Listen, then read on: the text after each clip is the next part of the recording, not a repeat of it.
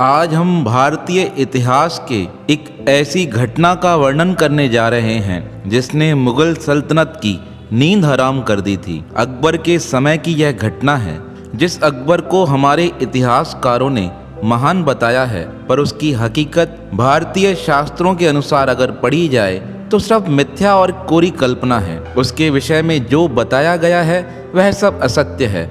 उसे महान सम्राट बताया गया। क्या महान सम्राट एक बाजार लगवाता है जिसमें स्त्रियों को बेचा जाता है, यह महान सम्राट की निशानी हो सकती है? कतई नहीं।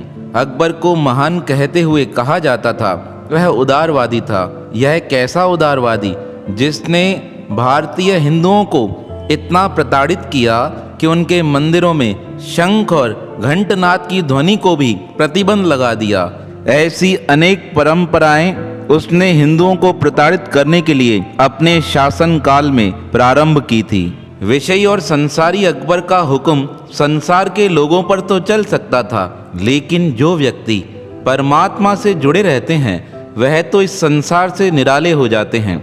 उनके ऊपर अकबर का हुक्म क्या चल सकता था? ऐसे ही एक व्यक्तित्व के धनी थे श्री परमानंद जी। परमानंद जी परमात्मा के सच्चे भक्त थे।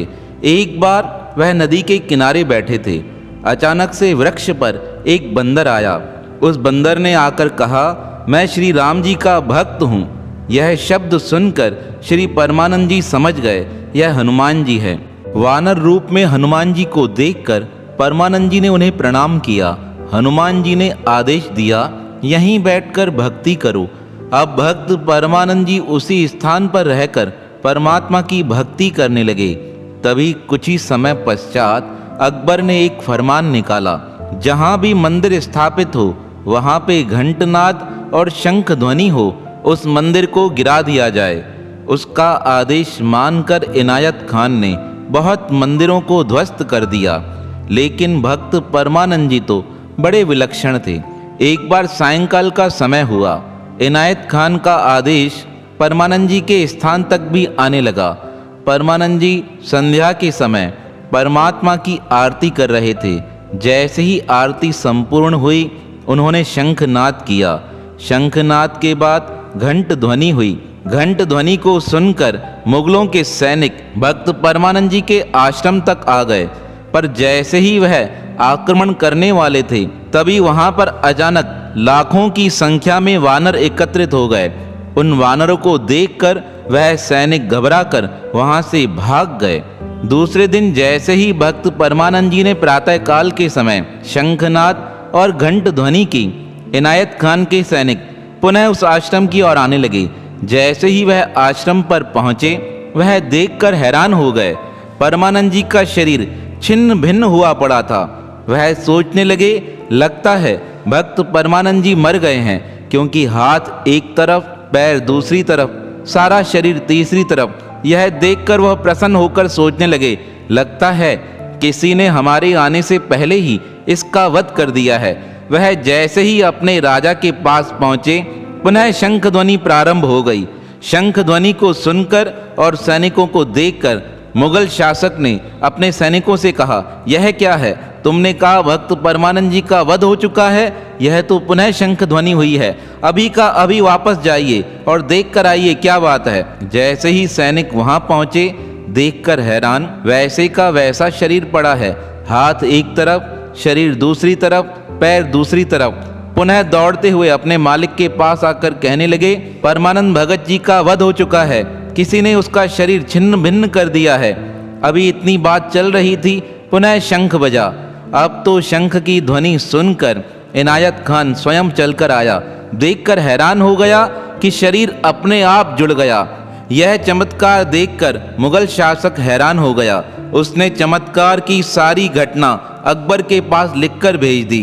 अब तो अकबर के मन में भी उत्साह होने लगा, मैं ऐसे भक्त के पास जाकर दर्शन करके आऊं। और मन में एक कामना जगी, काश ऐसे संत की कृपा से मुझे पुत्र की प्राप्ति हो जाए, क्योंकि अकबर को बहुत समय से किसी बालक की प्राप्ति नहीं हो रही थी।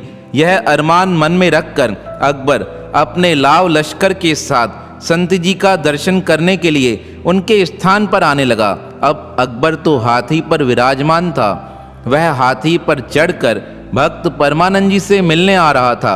यह सारी बात भक्त परमानंद जी को पता चल गई। अब महापुरुषों के पास सच्चे भाव से तो जाया जा सकता है, पर अभिमान के साथ नहीं। अकबर के मन में बड़ा गहरा अभिमान था और वह दुष्ट प्रवृत्ति का था। उसने अनेक हिंदुओं को प्रताड़ित कर उनको मौत के घाट उतार दिया था। इसलिए भक्त परमानंद जी नहीं चाहते थे वह मेरे स्थान पर आए, पर मन में यह विचार करके उन्होंने एक विचित्र लीला की।